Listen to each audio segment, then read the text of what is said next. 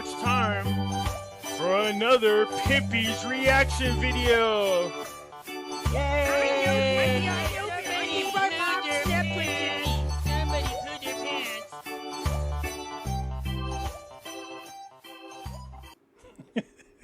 Every time I hear that, it makes me laugh.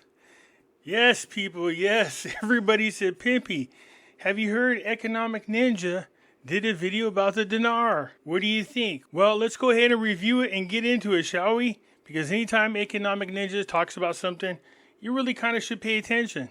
Let's get started. Before we get started, do me a favor, hit the thumbs up button. If you're not a subscriber, please do so, because when you do, it helps out the channel, and I certainly do appreciate it. If you're thinking about buying gold and silver, head on over to our friends at Miles Franklin. The link will be down below in the description. When you make your purchase, make sure you use promo code Pimpy, P-I-M-P-Y, and they'll take care of you. If you have any additional questions, you can reach us over here at this phone number or over here at this particular email. For all orders over $10,000, reach out by email and we'll make sure that you get a great deal. So come on over to Miles Franklin and add to your precious metal inventory. Alrighty, let's check it out. Nice scenery. It almost looks fake, huh? There's something happening with the Iraqi dinar, and I want to talk about it today. But I have to stress that I want to tread very lightly when I talk about this topic. I'm going to go over a news story, something that's happening that honestly hundreds of thousands of people have been expecting or waiting for a very long time. It's happening right now, right before our eyes.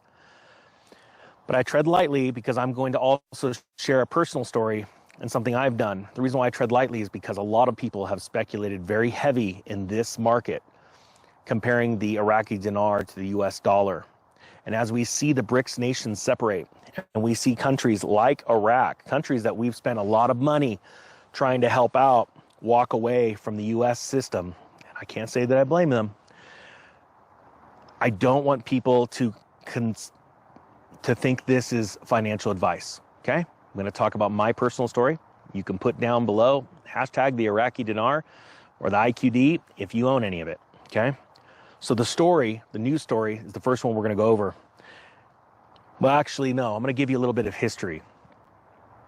Right now, the Kuwaiti dinar, it takes $3.25, $3 to buy one Kuwaiti dinar.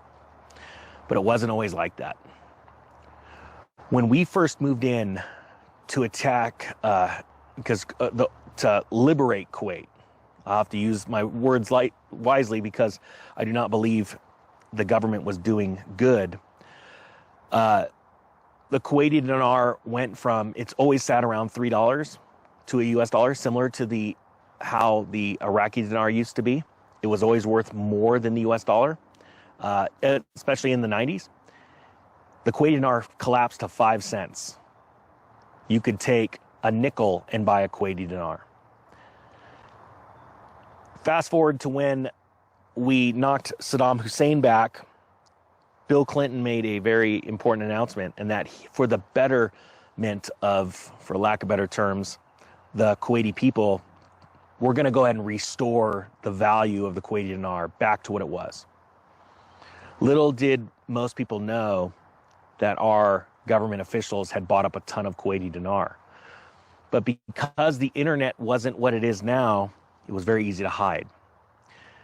Now I'm going to go to what's going on in Iraq with the dinar. And then I'm going to tell you a personal story and some information that I had found on the internet that blew my mind. So this story is out of IraqNews.com. It says the US dollar exchange rate drops in Baghdad. It says the US dollar exchange rate against the Iraqi dinar declined in Baghdad, and the capital of the Kurdistan region of Iraq, Erbil, on Tuesday, with the closure of two main stock exchanges in the country. The US dollar exchange rate fell with the closure of Baghdad's, both of these two stock exchanges, where the US dollar rate reached 1,469 dinars compared to 1,472 dinars on Tuesday morning. Okay, first of all, that's really good, you guys. Remember, the parallel market, the exchange rate, was teetering between 15 and 1,600. we know it had been dropping. I didn't realize it got down this low. Now remember, the goal is to be within 5% of the rate. So they still have a little bit more to go. They have to be somewhere around, I think it's around 1378. If it gets there, that's their goal. And they have to consistently be there. So the parallel market gap seems to be closing. It's not that big of a jump, but just, that's a massive rise in value against the dollar to what it used to stand at a mere couple years ago. It says the exchange rate in the currency exchange shops in Baghdad ranged between 1,480 dinars and 1,460 dinars. We're talking about compared to the US dollar. The news reported. It says the Central Bank of Iraq announced in February 2023 that it started to apply a new exchange rate of the US dollar, which we reported on this channel back then, which is $1,300 against one US dollar. And many of you may think, well, why is that such a big change? So if the central bank said 1,300 to 1, why is it different in exchange shops? There's two totally different markets going on right now. The previous official exchange rate was 1,450 dinars to one US dollar, which was being exchanged in the parallel market at a rate of 1,550 dinars. Now, the reason why that's important is because Iraq made an announcement that they're going to be no longer settling trade as of last January in US dollars. This is a big deal, and we're going to explain a little bit more why. But the story finishes, it says in January of 2023, the exchange rate for the US dollar against local currency reached 1,610 dinars, while the official exchange rate remained at 1,450 dinars per dollar, with a gap between the two exchange rates of more than 10%. All right. Now, again, this is not financial advice. I'm going to tell you a personal story. I had I can't say coming to Jesus moment because I can honestly. So the Iraqi dinar needs to get to 1,386 dinars per dollar on the parallel market. That's where it needs to be. It has to stay within 5% before they make any changes to the Iraqi currency. They say, I don't know if this was me or what happened. But I started diving into the history of the dinar and what the U.S. government did to the Kuwaiti dinar and then what it did to the Iraqi dinar. And in 2009, I came across some videos, very special video from a general that was in charge of bringing U.S. dollars, pallets and pallets of them, over in the early 2000s during the war, and said that they were going to pull the exact same scheme they did to the Kuwaiti dinar. And they were going to revalue the dinar. I wish I could find that video again. I can't. I saw videos on public access TV talking about this as well. I had a waking vision one day, and that's the only thing I can explain because I remember going into my barber's office or shop, and I told him, I said, hey, I went ahead and bought some of that Iraqi dinar like you were talking about. And he goes, what are you talking about?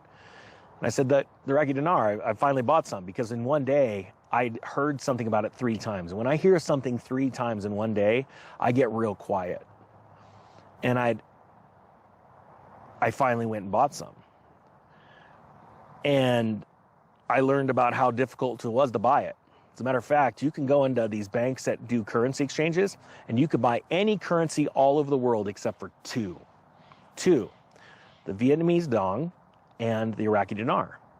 As I'm looking at the charts, I'm seeing that the Iraqi dinar is the only currency going up, and this is back in like 2009, 2010, versus the US dollar.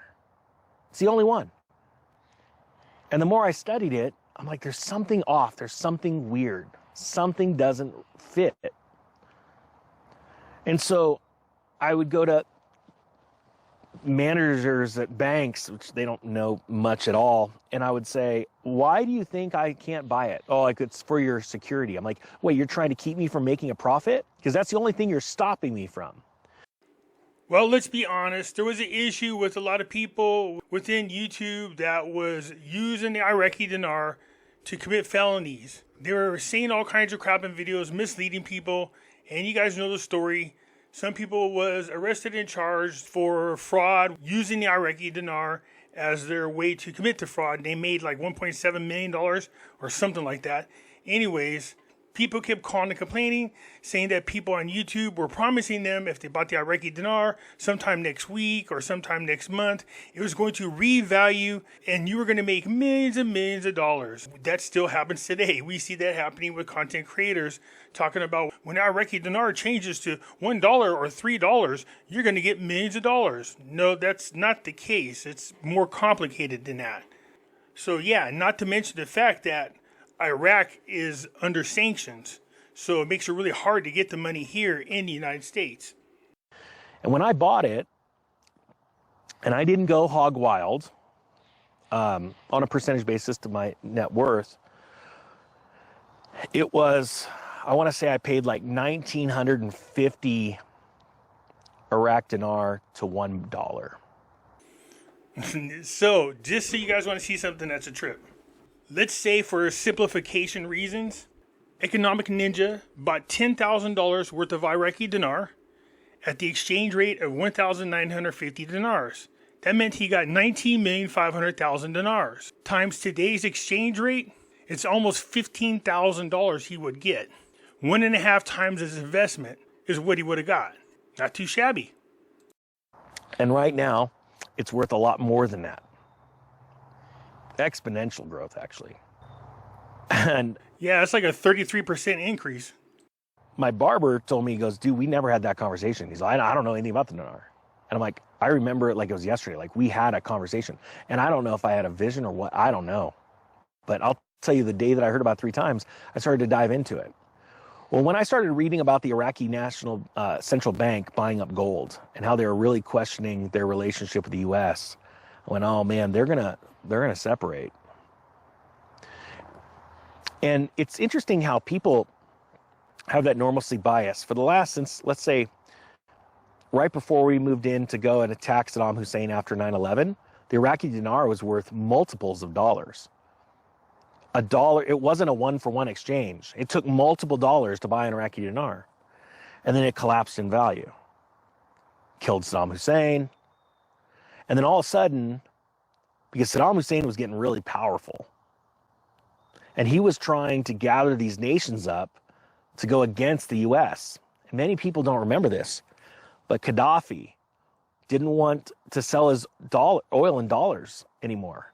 He wanted to sell it in gold. Saddam Hussein, and he was dead within, like, drugged through the streets, made, and that was done on purpose so that other world leaders could see what the U.S. does to people that say this. Because I remember watching Gaddafi talking about this and what the U.S. is doing to all these countries, holding them hostage at a UN meeting. Type 1 if you remember seeing that. It was a pretty crazy video.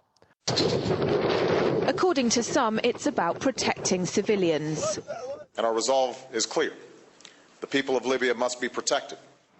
Others say it's about oil. The only reason they're interested with Libya is about the oil. You think we'd be in Iraq if the major export there was broccoli? But some are convinced intervention in Libya is all about currency, specifically Gaddafi's plan to introduce the gold dinar, a single African currency made from gold, a true sharing of the wealth. It's one of these things that you have to plan almost in secret, because as soon as you say you're going to change over from the dollar to something else, you're going to be targeted. There were 2 conferences on this, one in 96 and another one in the year 2000, called the World Mataba Conference, organized by Gaddafi. And everybody was interested. I think most countries in Africa were keen. Gaddafi didn't give up.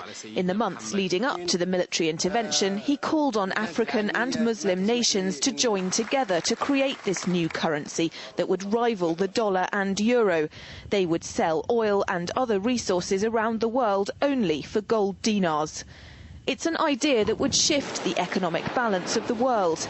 Countries' wealth would depend on how much gold they have, not how many dollars they trade. And Libya has 144 tons of gold. The UK has double that, but 10 times the population. If Gaddafi had an intent to try to reprice his oil or whatever else the country was selling in the global markets and accept something else as a currency, or maybe launch a gold dinar currency, any move such as that would certainly not be welcomed by the power elite today who are responsible for controlling the world's central banks. So yes, that would certainly be something that would cause his immediate dismissal and the need for other reasons to be brought forth for removing him from power. It's happened before. In 2000, Saddam Hussein announced Iraqi oil would be traded in euros, not dollars. Sanctions and an invasion followed. Some say because the Americans were desperate to prevent OPEC from transferring oil trading in all its member countries to the euro. A gold dinar would have had serious consequences for the world financial system, but may also have empowered the people of Africa, something black activists say the US wants to avoid at all costs. As news of Saddam Hussein's execution spreads across the globe, reactions within Iraq are mixed. شو سبب تدمير العراق وغزو العراق وقتل مليون عراقي؟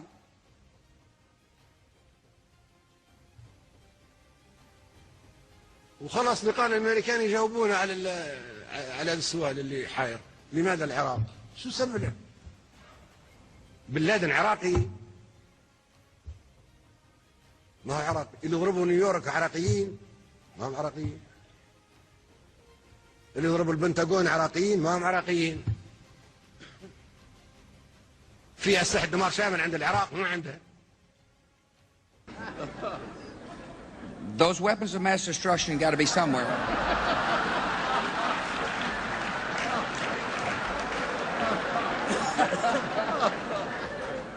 Nope, no weapons over there.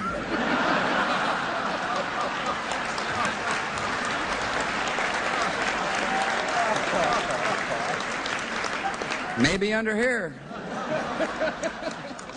عندها قنبلة ذرية، والهند عندها قنبلة ذرية، والصين وروسيا وبريطانيا وفرنسا وامريكا، ما كل عندهم قنابل ذرية. كله بيدمروها كويس. فندمر كل الدول اللي عندها سلاح دمار شامل. تجي قوة أجنبية تحتل دولة عربية وتشنق رئيسها واحنا نتفرج عليهم ونضحك.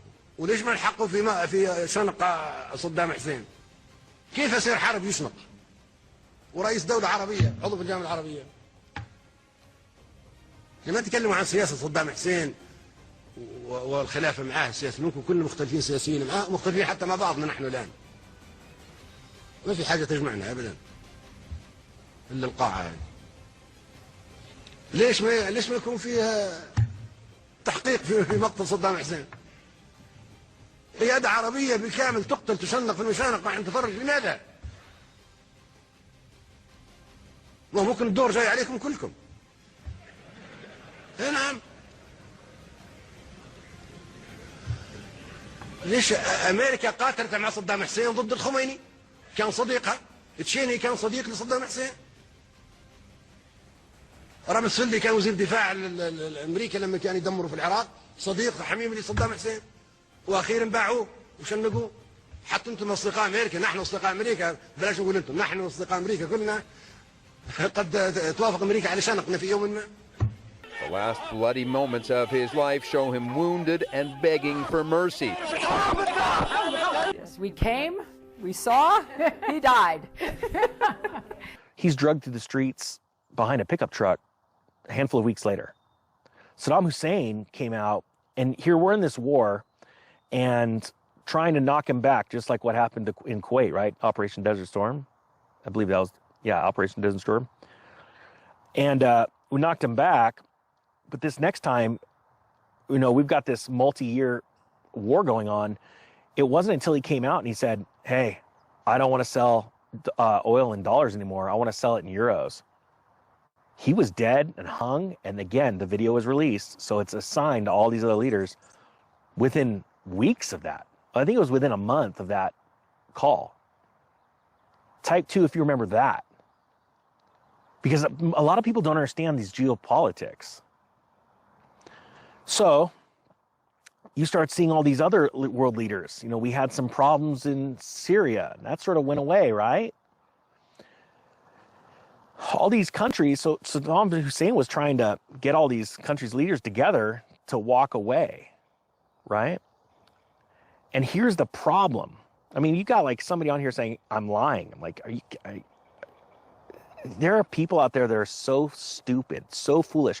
They can't even get on Google and test someone's words. It's crazy. What? I know what you mean. Right? This isn't ancient history. So he was trying to get all these countries together. Well, now that's done. He's dead.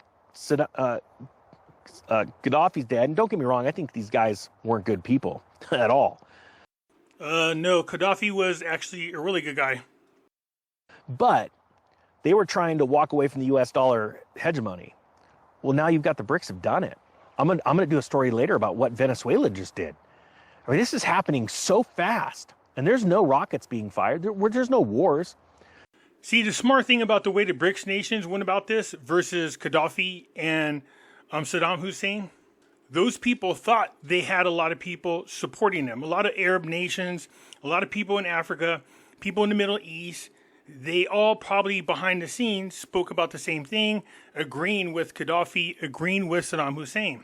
But when the doo-doo hit the fan, nobody was going to stick up for them. It didn't take very long for the United States to find an excuse to go in and remove both Gaddafi and Saddam Hussein, killing millions of people, innocent people. They sold it in the press that, hey, these people got weapons of mass destruction, and Gaddafi was this evil leader when he wasn't, and there was no weapons of mass destruction. So much so that Bush even joked about it. See, a little while back, what would happen when a leader came out and says, we're not doing. Oh, I know what I was going to say. The difference between the BRICS nation and those two is the BRICS nations, first of all, bought a ton of gold. Since 2008, they've been adding more and more gold at record pace. But not just that, you had China and Russia teaming up together with India and Brazil and South Africa. So it's not as easy to go after those nations as they did Gaddafi and Saddam Hussein. Why I say that, now look at our situation with Putin in the Ukraine. United States trying to get in there and remove Putin. If you remove Putin from Russia, that's going to send a very strong message all around the world that I don't care what country you are, if the United States wants to get you, they're going to get you. Doing this anymore. Venezuela just announced it. No more oil for dollars, right? Saudi Arabia has done it. All these other countries, we're not doing this anymore. Done, gone. We're trading in other currencies. You don't see any wars because they're guys running our country right now. Type 3 if you understand what I'm talking about. And yeah, I got to tread lightly. And that's why I started that newsletter. So if you don't mind joining the free newsletter, because you never know. You know, there's a point at which, you know, I can make jokes, and I'm trying to wake people up to the realities of this next real estate and economic cycle. It's going to collapse so that rich people can get richer. I don't want that. I want you to become wealthier than you ever have. So I use humor and comedy, but sometimes you got like, hey, I got to get real. Yep, I do the same tactic. Like, first off, being wealthy is not very difficult. It just takes discipline, right? It's like diet and exercise. I mean, come on. You know, I know if I diet it was better with my eating and exercised, I'd look great and feel great. So trust me, I'm right there with a lot of people, right? I do know, and am more disciplined with my finances. And yeah, I got to get better on other things. That's just the fact. I'm overweight. But like at some point you're like, got to get real with people and go, look, this stuff's really happening, right? So the dinar is going up in value. The Iraqi central bank has been buying up gold feverishly, and they're walking away from our government. And I'm telling you right now, there are deals that have already been made between their government and the BRICS governments that they know they're going to be fine. And there is a path to getting them back, their currency back to where it was. Now, I'm not telling you to go buy dinar. As a matter of fact, it's one of those things that people think are going to happen overnight. Now, I bought mine back in like 2009, 2010. Okay? Do I cry that it hasn't happened yet? Nope. Do I buy any more freaking out because it's going to happen tomorrow? No, I don't. Grounded reality is what makes, and perseverance, and that makes wealthy people, right? Grounded. So that's why I don't want to go really heavy on this topic. But I really want to put the pieces, I know that's my gift, being able to put the pieces together to get most people to understand the big picture here. Same here, big guy. The BRICS knows their guy's in the White House right now because their guy is a total wuss and won't do anything. As frustrated and stressed out as you are about that, trust me, I want to start wearing a clown suit every time I talk about him. I'm probably going to buy one, or a monkey suit. But my point being is that you have to take these opportunities to take advantage of them. Yeah, bad things are coming. That's the truth. I mean, I report the news all the time. It's bad. You know, I did start this channel talking about the quantum financial system, and it is a digital system. It is totally different. Economic Ninja spoke about the QFS system? Interesting. I want people to be ready well before that mark of the beast comes out and you're forced to have a chip on your right hand or your forehead.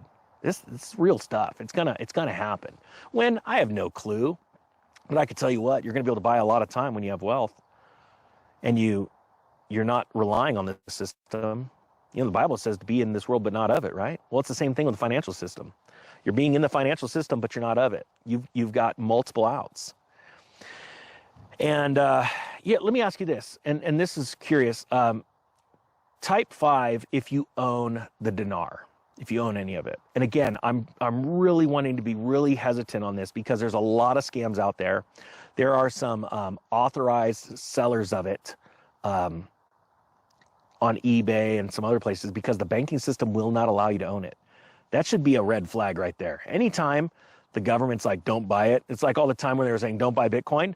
Look at all the people that went out and bought Bitcoin when the government's like, it's a scam, don't buy it. And they're buying stuff in the background, all of them.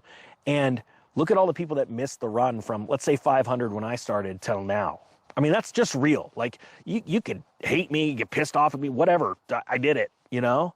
And it's going to go even higher. You're going to see $1 million Bitcoin. I know it sounds crazy.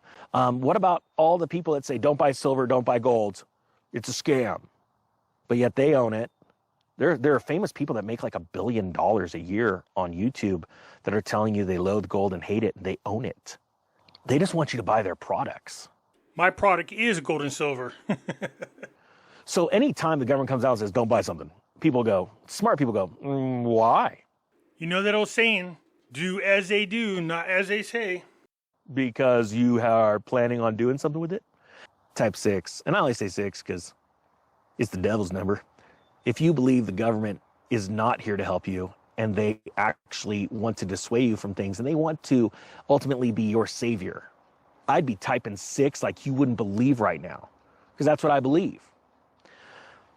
So it's almost super easy to figure out how to be successful, and all you have to do is go opposite of the entire world system, the government system.